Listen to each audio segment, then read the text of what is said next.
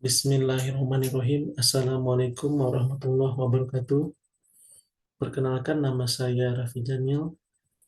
Pada kesempatan kali ini saya akan mempresentasikan atau membahas sebuah materi tentang hukum adat perkawinan dalam mata kuliah Hukum Adat dengan dosen pengampu Bapak Dr. Oksep Adeanto. Baik, pada kesempatan kali ini izinkan saya untuk menyampaikan tentang hukum adat perkawinan di kampung saya, tepatnya di Kota Pangkal Pinang, Provinsi Bangka Belitung. Dengan judul bentuk dan tata urutan serta tata cara pelaksanaan upacara adat perkawinan Kota Pangkal Pinang.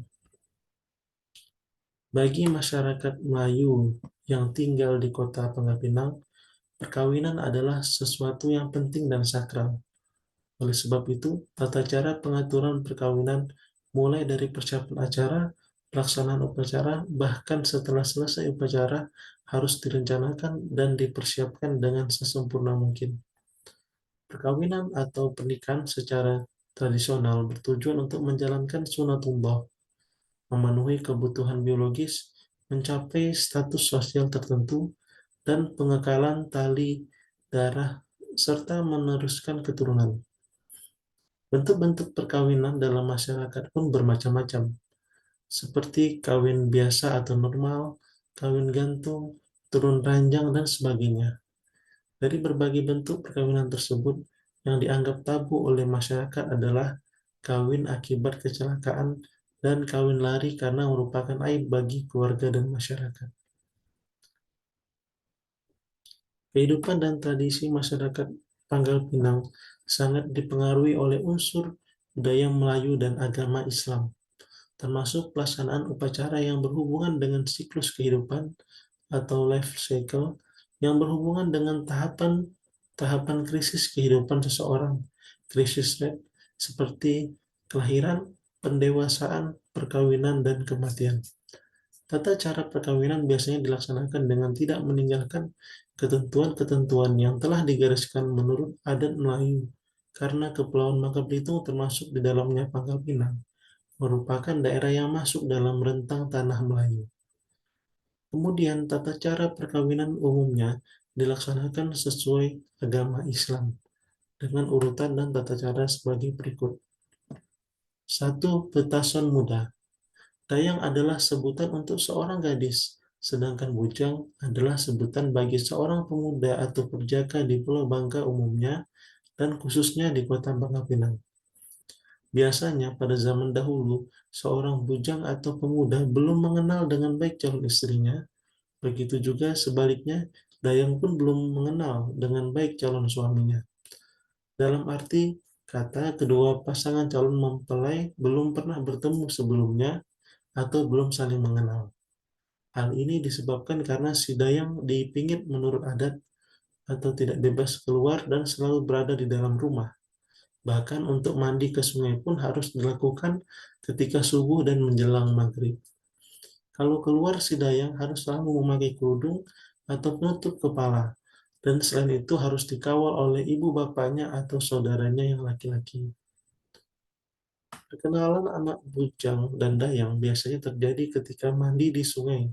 Kebiasaan masyarakat Bangka mandi bersama di sungai.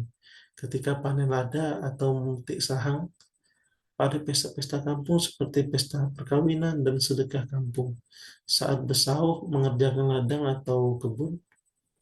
Pada masa lalu, masa perkenalan atau betunang diistilahkan dengan betason muda dan selalu diawali dengan berpantun antara bujang dan dayang.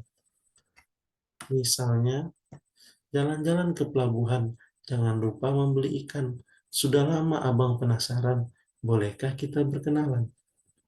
Kemudian sang dayang akan menjawab dengan pantun seperti berikut. Ke pantai Bangka berjalan-jalan, sehingga sebentar di Parai Tenggiri. Kelak, kalau abang nak berkenalan, adik terima 10 jari. Yang kedua adalah memantau. Setelah masa berkenalan atau betason muda dijalankan, tanpa sepengetahuan dan campur tangan orang tua, dan antara bujang dan dayang ingin melanjutkan hubungannya ke jenjang perkawinan. Ketika itulah sang bujang mengabarkannya dengan orang tuanya bahwa dia berhasrat untuk menyunting sang dayang yang diidam-idamkan yang telah menjadi tunangannya. Orang tua bujang kemudian mengutus wakil yang cukup bijaksana dan mahir bertutur bahasa agar dapat simpati dan pihak keluarga sang dayang untuk memantau. Memantau dalam bahasa Melayu Pangkal Pinang berarti ingin mengetahui seluk-beluk tentang dayang dan keluarga calon mempelai. Biasanya meliputi keturunan, rupa, kelakuan, pengetahuan agama, keterampilan, kerajinan, budi bahasa, dan yang paling penting mengetahui apakah sang dayang sudah dilamar orang, apa belum, atau dijodohkan dengan orang lain. Pada masa dahulu biasanya, memantau dilaksanakan dengan cara pergi nampel untuk mendapatkan informasi yang detail dan mendalam tentang sang dayang, walaupun keluarganya dilakukan dengan sangat hati-hati serta tidak terburu-buru. Dari laporan utusan tersebut, biasanya pihak keluarga bujang bermusyawarah apakah akan dilanjutkan dengan meminang atau tidak. Apabila diputuskan untuk meminang, wakil dari pihak sang bujang kembali ke rumah pihak sang dayang untuk menyerahkan cincin belah rotan sebagai tanda pengikat bahwa sang dayang telah ada yang punya dan sebagai tanda bagi orang lain agar tidak meminang orang yang sudah memakai cincin pengikat. Dalam acara memantau biasanya dipakai pantun dan tutur bahasa yang halus oleh kedua pihak. Misalnya pantun oleh pihak bujang. Sudah lama pukat di Tanjung untuk menjaring menjala ikan. Sudah lama niat dikandung untuk menyunting bunga pingitan. Lalu dijawab oleh pihak dayang, kalau menjaring menjala ikan, tentulah tahu di mana lautnya. Kalau menyunting bunga pingitan, tentulah tahu adat resamnya. Dialog ini berlanjut terus sampai pihak sang bujang maklum bahwa sang dayang benar-benar belum ada yang punya. Dialog dalam bentuk apapun oleh pihak bujang kira-kira bunyinya begini. Kalau ke laut menjala ikan, suyak penuh barulah pulang. Kalau itu Tuan tanyakan, ada diisi lembaga di Tuan. Lalu dijawab oleh pihak dayang, kalau perahu saat berisi, balik ke pantai kita berkumpul. Kalau adat sudah terisi, niat sampai hajat pun kabul. Dalam kegiatan memantau, kedua belah pihak mengenakan pakaian adat, yaitu baju teluk belanga bagi laki-laki dan baju kurung bagi pihak perempuan. Ketiga adalah betasun mutua. Sebelum adat melamar atau meminang yang disebut betasun tua dilaksanakan, lebih dahulu pihak bujang menunjuk seorang wakil yang dipandang mahir bertutur kata dan bijaksana dalam bertindak, agar tidak salah langkah di hadapan keluarga pihak dayang. Saat tiba waktunya, utusan disertai rombongan yang terdiri dari kerabat pihak bujang menuju rumah dayang beserta rombongan dengan membawa sebuah tipak sirih lengkap dengan isinya. Tipak sirih adalah perangkat adat yang memiliki nilai-nilai filsafat. Tipak sirih sejuta pesan dan makna, yaitu sirih disimbolkan sebagai atap rumah, pinang disimbolkan sebagai tiang rumah, kapur sirih disimbolkan sebagai semen, gambir disimbolkan sebagai batu bata atau dinding rumah, cengkeh disimbolkan sebagai paku dan tembakau, disimbolkan sebagai penjaga rumah. Makna yang tersirat dalam tipak sirih ini menunjukkan bahwa yang melamar atau pihak bujang telah siap untuk berumah tangga atau berkeluarga. Dalam betasun kedua belah pihak duduk berhadapan dan dipimpin oleh wakil masing-masing pihak. Dalam acara adat betasun, kedua belah pihak memakai pakaian adat Melayu, yaitu teluk belanga untuk kaum laki-laki dan baju kurung untuk kaum perempuannya. Pembicaraan yang dilakukan dalam betasun tua terlihat sekali bahwa masing-masing pihak menggunakan bahasa dan tutur kata yang baik serta halus, syarat akan makna, saling menghormati, saling memberi, bersalaman, dan disertai pula dengan berpantun, misalnya oleh pihak Dayang.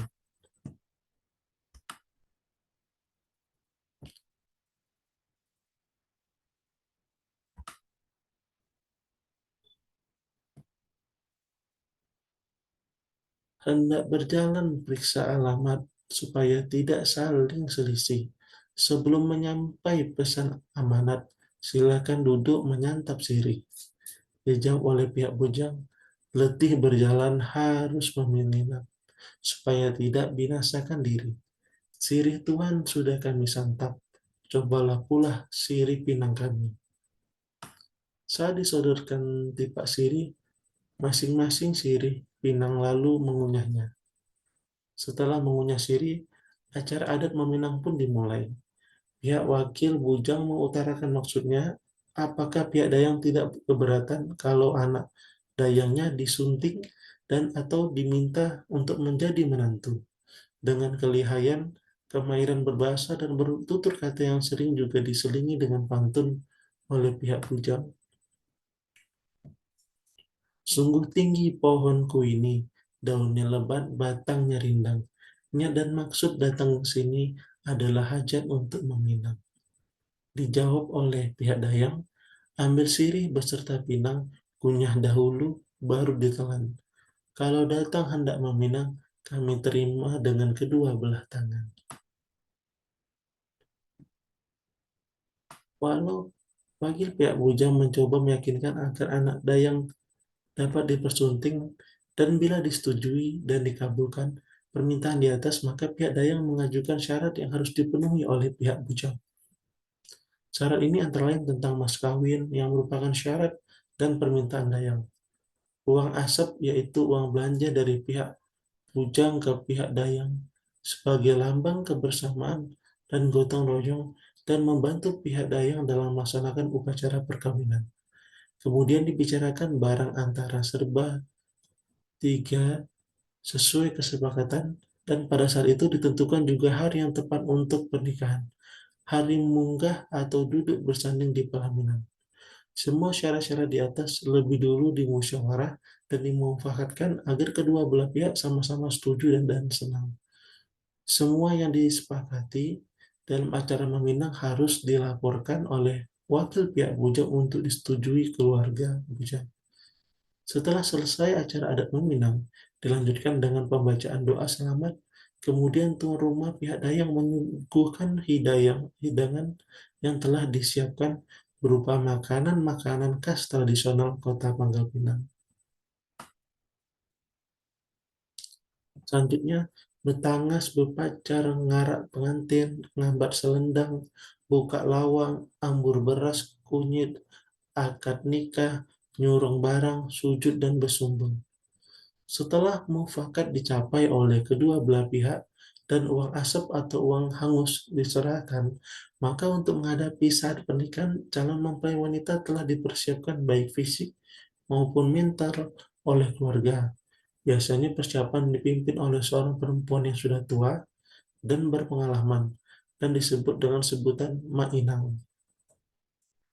Pertama sekali, calon mempelai wanita melakukan mandi uap atau betangas. Ini dilakukan agar tubuh calon mempelai wanita berbau harum dan bersih.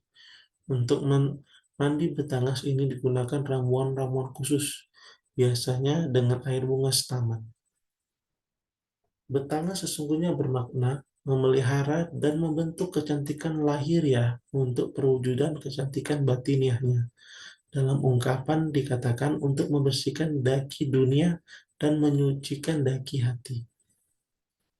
Setelah betangas, kemudian biasanya pada malam hari calon mempelai wanita berpacar untuk memerahkan jari dan bagian telapak tangan agar lebih indah dan menarik. Berpacar juga bertujuan untuk menolak bala, melindungi kedua calon pengantin dari segala kejahatan, baik dari makhluk halus maupun dari pihak lainnya, serta untuk menaikkan seri cahaya serta wibawa pengantin. Selanjutnya pada hari pernikahan, calon mempelai wanita dihias oleh seorang perias yang disebut tukang cuntok.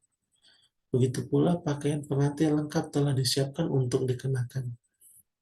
Biasanya kegiatan adat pernikahan selalu dilakukan pada hari Jumat, karena dianggap hari yang banyak memberikan berkah dan biasanya pernikahan dilaksanakan di rumah calon mempelai perempuan.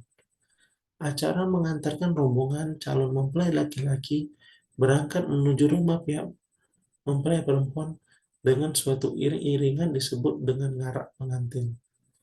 Besarnya rombongan menandakan status sosial dan adanya rasa persatuan, kerukunan, dan kemegahan dari pihak calon mempelai laki-laki. Dengan hal ini, iring-iringan disesuaikan dengan peran masing-masing. Adapun urutan dari rombongan dimaksud adalah sebagai berikut.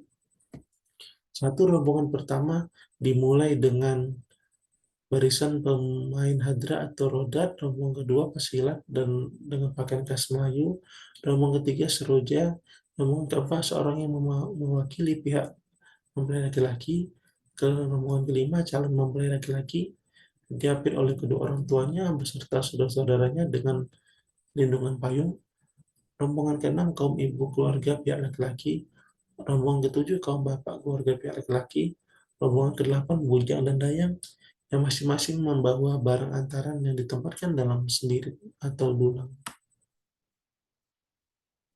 Barang antaran tersebut biasanya terdiri dari ada kain cual, selendang, dasar kelambu, kain putih mayat, dasar baju, cincin emas satu bentuk, sisir rambut satu buah, tusuk konde dari emas, pupuk atau bedak satu, celak satu kotak, kasut atau selop, sepatu satu pasang, jarum dan benang satu kotak, benang satu gelondong atau kelos, cermin, muka satu buah, gunting satu buah, tas kulit satu buah, payung satu buah, kipas tangan satu buah, belanja dapur secukupnya. Selama dalam perjalanan mengiringi pengantin bunyi-bunyian hadra atau hodrat dikumandangkan sampai ke rumah pihak mempelai perempuan. Selanjutnya di depan rumah calon mempelai perempuan dilaksanakan upacara tari penyambutan atau sekapur sirih dan acara ngambat selendang dengan bersilat dan berpantun sebagai adat untuk dapat masuk ke dalam rumah calon mempelai perempuan. Pihak dari rombongan calon mempelai laki-laki belum bisa masuk ke rumah calon mempelai perempuan karena pada muka pintu rumah masih ada penghambat berupa kain atau selendang yang dibentangkan sebagai penghalang untuk buka lawang. Dengan bahasa tutur dan pantun bersaut antara wakil pihak laki-laki dengan pihak perempuan, selendang pun kemudian dibuka atau lawang pun bisa dilewati. Pantun pada saat acara buka lawang adalah sebagai berikut. Oleh juru bicara wanita, selendang cual dari Pangkal Pinang disimpan dalam lemari kaca. Lawang adat bukan penghalang apa maksud kedatangan Kakanda. Oleh juru bicara pria, indah sungguh cual Pangkal Pinang, terkenal sampai mancanegara. Sungguh lawang bukan penghalang, ingin berjumpa Dinda tercinta. Setelah acara buka lawang, dilanjutkan dengan acara ambur beras kunyit. Pada saat calon mempelai laki-laki diterima oleh orang tua calon mempelai perempuan dan dibimbing masuk ke dalam rumah untuk duduk di tempat yang disediakan. Wakil dari rombongan mempelai laki-laki selanjutnya akan mengutarakan maksud kedatangannya. Acara adat pernikahan biasanya lebih dulu diawali dengan betamat atau khataman Quran oleh mempelai perempuan yang dipimpin oleh guru mengajinya. Dalam tradisi Melayu, Bangka orang yang telah khataman Quran berhak menjadi guru atau mengajar ngaji kepada orang lain. Kemudian menunjukkan bahwa pengantin perempuan sudah menguasai ajaran Islam sebagai persiapan berumah tangga. Khataman Al-Quran juga menunjukkan bahwa orang Melayu dan budayanya sangat identik dengan Islam. Setelah acara khataman Quran dimulailah acara pernikahan yang dipimpin oleh naib. Pertama, naib menanyakan terlebih dahulu hal-hal yang penting tentang nikah, terutama kepada orang tua calon mempelai, sesuai dengan adat yang berlaku. Begitu juga adat anak kepada orang tuanya untuk minta dinikahkan kepada seorang lelaki yang diminta oleh calon mempelai perempuan. Apabila mempelai perempuan memiliki kakak yang belum menikah, maka calon mempelai perempuan harus minta izin dahulu dan biasanya disertai dengan menyerahkan pelangkah, biasanya berupa barang yang telah dirundingkan terlebih dahulu. Setelah acara pernikahan selesai, naib akan memimpin doa bersama. Selesai pembacaan doa dilanjutkan dengan acara penyerahan mas kawin oleh mempelai laki-laki kepada mempelai perempuan disaksikan oleh hadirin. Setelah penyerahan mas kawin, acara dilanjutkan dengan bertukar cincin antara kedua mempelai sebagai tanda ikatan adat. Setelah acara bertukar cincin, kemudian dilanjutkan dengan acara menyerahkan barang antaran yang disebut dengan acara nyurung barang. Tidak lupa pula masing-masing wakil dari ketua calon mempelai berbalas pantun. Sebagai contoh, pantun pada waktu acara nyurung barang dari pihak pengantin laki-laki. Terung pipit, terung giritan, mari letakkan di atas peti. Barang ini barang kiriman, harap diterima dengan senang hati. Jawab dari yang menerima barang antaran adalah, buahku ini bukan delima, baik dimakan di tengah hari. Barang kiriman sudah diterima dengan setulus hati. Setelah acara nyuruh barang dilanjutkan dengan acara sujud, yaitu salaman mencium tangan yang dimulai mempelai wanita mencium tangan mempelai pria. Kedua, mempelai mencium tangan penghulu nikah dilanjutkan kedua mempelai mencium tangan kakek dan nenek. Mempelai wanita mencium tangan ibu mertua dan bapak mertua. Kemudian mempelai pria mencium tangan ibu mertua dan bapak mertua. Dilanjutkan kedua mempelai mencium tangan ibu dan bapak kandung masing-masing. Kemudian salaman kepada saudara kandung masing-masing, kerabat dan keluarga serta orang tua yang hadir. Setelah acara sujud atau salaman dilanjutkan dengan bersumbul atau berjejal, yaitu saling suap menyuapi makanan yang melambangkan sejak saat itu kedua mempelai telah lepas tanggung jawab kedua orang tua kepadanya dan untuk selanjutnya kehidupan menjadi tanggung jawab kedua mempelai.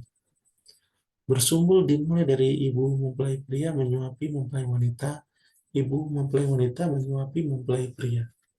Nenek dari masing-masing menyuapi kedua mempelai, dan terakhir kedua mempelai saling menyuapi. Setelah acara bersumbul selesai, kedua mempelai dibimbing oleh kedua orang tua ke pelaminan untuk mengikuti acara munggah atau naik pelaminan dan duduk bersanding. 5. Munggah atau naik pelaminan untuk duduk bersanding. Bersanding dalam bahasa Melayu Bangka berarti duduk di kursi pelaminan di hadapan tamu undangan. Untuk itu sudah disiapkan kursi pelaminan yang dihias dengan indah. Kemudian untuk lebih meriahnya acara, rumahnya pun dihias pula dengan sedemikian rupa.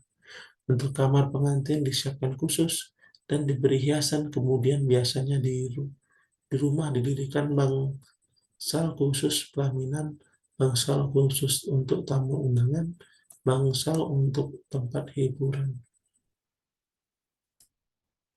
Pada bagian belakang rumah biasanya dibangun bangsal untuk memasak. Biasanya untuk memasak ditunjuk seseorang sebagai mak panggung, sebab segala sesuatu yang berhubungan dengan makanan harus benar-benar terjaga dengan baik. Makanan dan minuman yang disiapkan oleh tuan rumah dimasak secara khusus untuk dihidangkan kepada para tamu undangan handai taulan. Tidak ketinggalan juga para bujang dan dayang yang memakai pakaian adat Melayu menjadi panitia. Bila hari Minggu atau bersanding tidak bersamaan dengan hari akad nikah, maka adat bersanding ini dimulai dengan dijemputnya mempelai laki-laki oleh mempelai wanita. Penjemputan biasanya dilakukan pada posisi terdekat dari rumah mempelai wanita yang dianggap sebagai tempat terbaik dan ditentukan sebelumnya oleh kedua belah pihak. Di sini mempelai laki-laki dan wanita dipertemukan. Selanjutnya kedua mempelai bertemu didampingi kedua orang tua masing-masing, lalu diarak menuju rumah mempelai wanita, disertai dengan taburan beras kunyit sebagai tanda keberkahan dan sukacita untuk kemudian duduk bersanding. Proses ngarap pengantin ini diikuti serombongan barisan yang dimulai rombongan pemimpin Ludat dan Rebana, para pesilat, barisan Saloja, wakil kedua mempelai, rombongan ibu-ibu, rombongan bapak-bapak, rombongan bujang dan dayang. Selanjutnya 6 larangan. Setelah upacara perkawinan selesai, kedua mempelai tidak diperbolehkan tinggal satu rumah atau tidur bersama, tetapi harus menempuh upacara adat jemputan dan mandi tepung tawar, serta adat ngulang runut atau berambeh. Pada malam ketiga baru kedua mempelai dapat tidur bersama. 7. Mandi tepung tawar. Setelah kedua mempelai melewati malam ketiga, pada keesokan harinya diadakan upacara adat mandi tepung tawar. Alat-alat yang dipersiapkan terdiri dari 1. Semangkuk air tolak balak melambangkan kesejukan, kedamaian, membersih diri, lahir, dan batin. 2. Tepung kuning melambangkan rezeki yang murah dan tak putus, keturunan yang tak habis, marwah yang tak punah. 3. Tepung putih melambangkan kesucian lahir dan batin, membasuh segala yang kotor, mencuci segala yang buruk, membuang segala yang busuk. 4. Jeruk nipis sebelah 4 melambangkan keharuman dunia akhirat, mengharumkan kehidupan berumah tangga, mensucikan hati dan pikiran, mengharumkan nama dan wewangian marwah. 5. Ketupat lepas sebuah melambangkan kebersamaan, persatuan, senasib, sepenanggungan. 6. Tanggok 2 buah melambangkan upaya pekerjaan dan penghidupan yang halal dan berkah. Cara mandi tepung tawar ini bermacam-macam. Dapat dilakukan oleh pihak laki-laki dahulu baru kemudian pihak wanita, atau dimandikan sekaligus bersama-sama dengan duduk bertolak belakang. Cara lain adalah memandikan kedua mempelai dengan air jeruk nipis sekaligus ke seluruh tubuh mempelai. Wanita mandi tepung tawar ini dilaksanakan biasanya dipimpin oleh seorang wanita yang sudah tua. Kedelapan, ulang runut atau barambeh. Setelah malam ketiga dan mandi tepung tawar selesai dilakukan, masih ada prosesi adat lain yang disebut ulang runut, yang berarti perginya pihak pengantin perempuan ke rumah mertuanya dan bermalam selama 2 hari 2 malam.